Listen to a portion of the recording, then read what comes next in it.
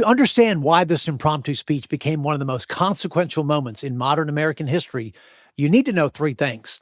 First, George W. Bush's presidency was struggling before September 11th. He'd lost the popular vote to Al Gore, won the Electoral College only after a Supreme Court decision stopped the Florida recount, and entered office under a cloud of illegitimacy that he could not shake. His approval ratings hovered around 50%. His agenda was stalled in Congress, and many Americans still viewed him as unqualified, a privileged son riding his father's name.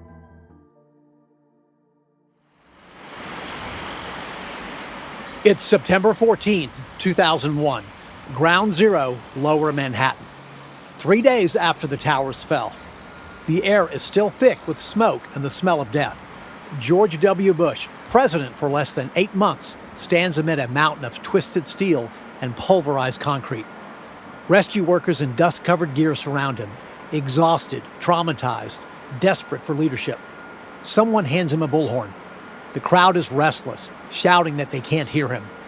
Bush puts his arm around a retired firefighter named Bob Beckwith. Then he delivers the words that will define his presidency, launch 2 decades of war, and reshape American foreign policy for a generation. I can hear you, the rest of the world hears you, and the people who knock these buildings down will hear all of us soon. In this very moment, Bush is about to transform from an uncertain leader into a wartime president. The question is, will history remember this as his finest hour or his most fateful mistake? I'm Charles Denyer, and this is Chasing Power, where we break down the moments, the scandals, the battles, and the players that shape American politics, both past and present. Today's episode, the Bullhorn speech, and the people who knock these buildings down will hear all of us soon.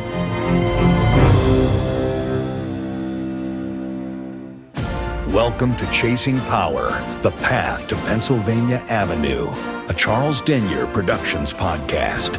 Ask not what your country can do for you. Ask what you can do for your country. Mr. Gorbachev, tear down this wall. And the people who knock these buildings down will hear all of us soon. The audacity of hope. America, you've vindicated that hope. And we will make America great again.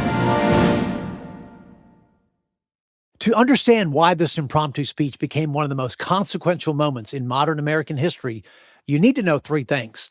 First, George W. Bush's presidency was struggling before September 11th. He'd lost the popular vote to Al Gore, won the Electoral College only after a Supreme Court decision stopped the Florida recount, and entered office under a cloud of illegitimacy that he could not shake. His approval ratings hovered around 50%. His agenda was stalled in Congress, and many Americans still viewed him as unqualified, a privileged son riding his father's name. Democrats were energized and combative. Bush himself seemed uncertain in the role, more interested in clearing brush at his Texas ranch than in the details of governance. His defining characteristic, according to critics, was his reliance on advisors, especially Vice President Dick Cheney and Defense Secretary Donald Rumsfeld, who many believed were the real power behind the throne. Then, on the morning of September 11th, 2001, everything changed. Second, the first 72 hours after the attacks were chaotic and raised serious questions about Bush's leadership. On September 11th, Bush was reading to elementary school children in Florida when the planes hit. His initial reaction, continuing to read My Pet Goat, the book, after being told America is under attack, became a symbol of paralysis to critics. He was then flown from airbase to airbase for security reasons, rather than returning immediately to Washington, spending the day in what looked like hiding, all while New York burned and the Pentagon smoldered. His evening address to the nation was wooden and unconvincing. Dick Cheney, secure in an underground bunker, seemed more in command. Meanwhile, New York Mayor Rudy Giuliani became the face of American resolve, visible, decisive, comforting the grieving. By September 14th, Bush needed to reclaim the narrative and prove he could lead. Third, Ground Zero was a scene of unspeakable devastation and heroism when Bush arrived. The Twin Towers had collapsed into a smoking pile of rubble, 16 acres wide and several stories high. Temperatures in the debris pile exceeded 1,000 degrees. Rescue workers were digging through the wreckage with bare hands, desperately searching for survivors, though they were mostly recovering bodies. 343 firefighters had died, the largest loss of life for a fire department in history. The site was both a mass grave and an active rescue operation. It was hallowed ground. It was where George Bush needed to make his stand. Now, here's what happened. September 14th, 2001, around 3 p.m., Bush's motorcade arrives at Ground Zero. The Secret Service is on high alert.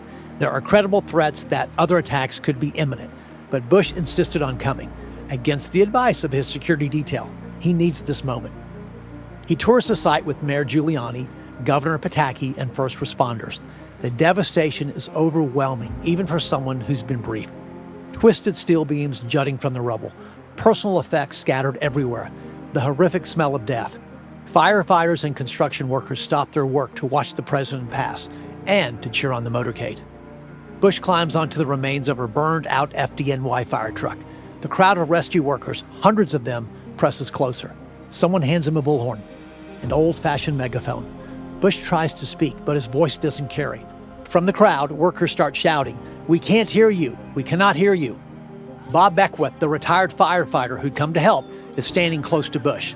Bush motions for him to stay put, then puts his arm around Beckwith's shoulders, an impromptu gesture that will become iconic. The physical connection, the two men standing together on the rubble, creates an image of unity and resolve. Bush raises the bullhorn again. His voice is now strong, emotional but controlled. I can hear you, the rest of the world hears you, and the people who knocked these buildings down will hear all of us soon. The crowd absolutely erupts. Chanting begins.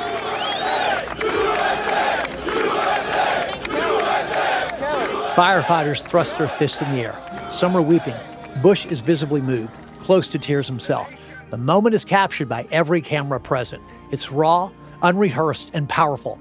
In that very instant, Bush transforms from a president who seemed to drift into a wartime leader who has found his voice. But here's what nobody knew at the time. Those words were a promise that would lead to 2 decades of war, hundreds of thousands of deaths, trillions of dollars spent, and conflicts that would still be raging long after Bush left office.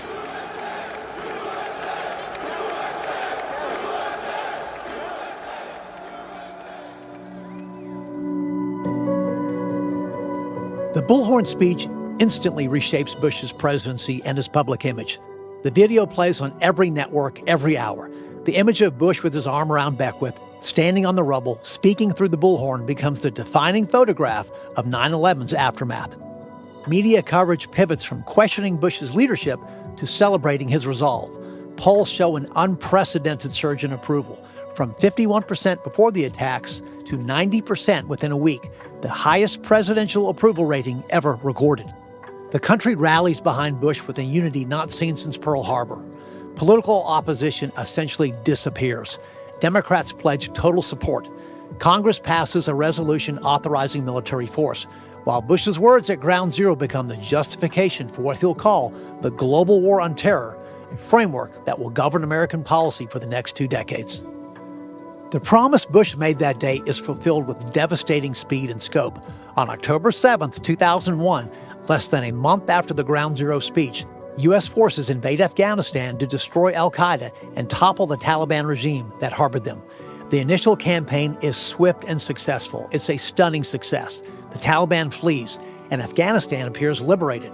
But instead of maintaining focus, the Bush administration begins planning a far more ambitious and controversial war. Using the emotional capital from 9/11 and the Ground Zero moment, Bush and his advisors, Cheney, Rumsfeld, and others, began making the case for invading Iraq, claiming Saddam Hussein has weapons of mass destruction and links to terrorism. The connection to 9/11 is tenuous at best, fabricated at worst, but the momentum from Bush's Bullhorn promise carries the nation into war anyway. In March 2003, the U.S. invades Iraq. On my orders, coalition forces have begun striking selected targets of military importance to undermine Saddam Hussein's ability to wage war. What was promised as a quick liberation becomes a catastrophic occupation. The wars in Afghanistan and Iraq ultimately cost trillions of dollars, kill more than 7,000 American service members and contractors, and result in hundreds of thousands of civilian deaths. Now, here's where this gets very interesting. That moment that made Bush a hero became the source of his historical condemnation. The Bullhorn speech represents a profound duality in presidential legacy, simultaneously Bush's finest moment of leadership and the beginning of his most controversial foreign policy decisions. In the immediate aftermath, Bush's response to 9/11, particularly the Ground Zero visit, gave Americans exactly what they needed and wanted: strength, resolve, and the promise of justice. But the open-ended commitment that the people who knock these buildings down will hear all of us soon, that phrase, that lacked the specificity and restraint that might have prevented mission creep. The Afghanistan war lasted 20 years, ending in August 2021, with a chaotic and embarrassing withdrawal that left the Taliban back in power, exactly where they had been in September 2001. The Iraq War, built on false pretenses but emotionally linked to 9/11 and Bush's promise of retribution, destabilized the Middle East, created ISIS, and killed far more Americans than the actual 9/11 attacks themselves. The domestic legacy includes the Patriot Act, warrantless surveillance, enhanced interrogation, Guantanamo Bay, and the normalization of a permanent security state. Bush left office in 2009 with a 30-something% approval rating, one of the lowest in history, as the wars dragged on and also the financial crisis consumed the economy. Compare this to today. The wars Bush launched at Ground Zero didn't end until his successor's successor finally withdrew from Afghanistan, and Iraq remains unstable 2 decades later. The promise made on that pile of rubble to make the terrorists hear all of us soon became a multi-generational commitment that historians now cite as one of the most consequential strategic errors in American history.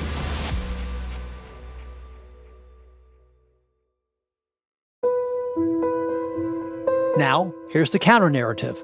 Bush's defenders make several compelling arguments that deserve consideration. They contend that in the immediate aftermath of 9/11, with more attacks feared imminent and the nation traumatized, Bush provided exactly the leadership the moment required. He was strong, clear, and unified the country when it desperately needed unity.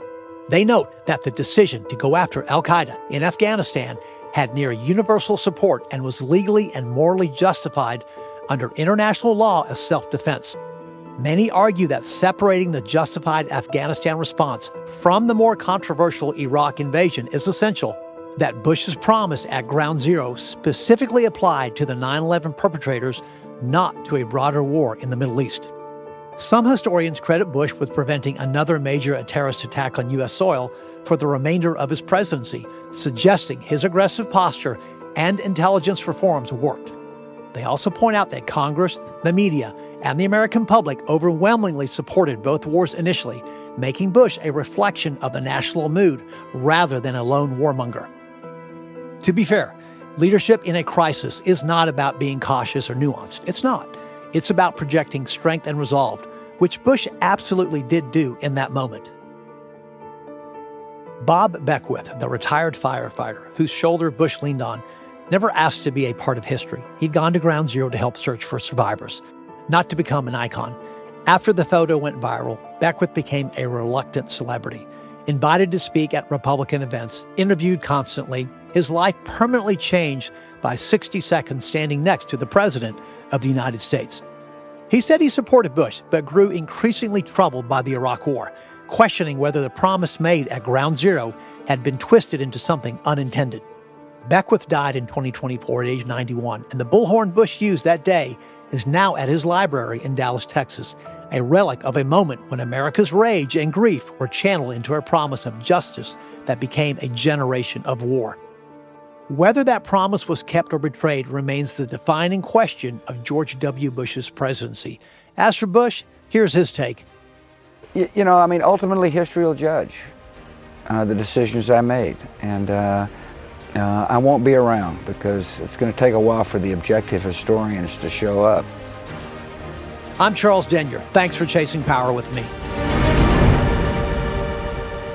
All opinions expressed are those of the host and do not reflect the official positions of any political organization, government agency, or private institution.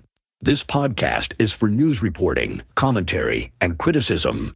We use excerpts, clips, and quotations from political events and other copyrighted works under the Fair Use Doctrine. All rights in those works remain with their respective owners. The views expressed are our own and do not represent any other entity.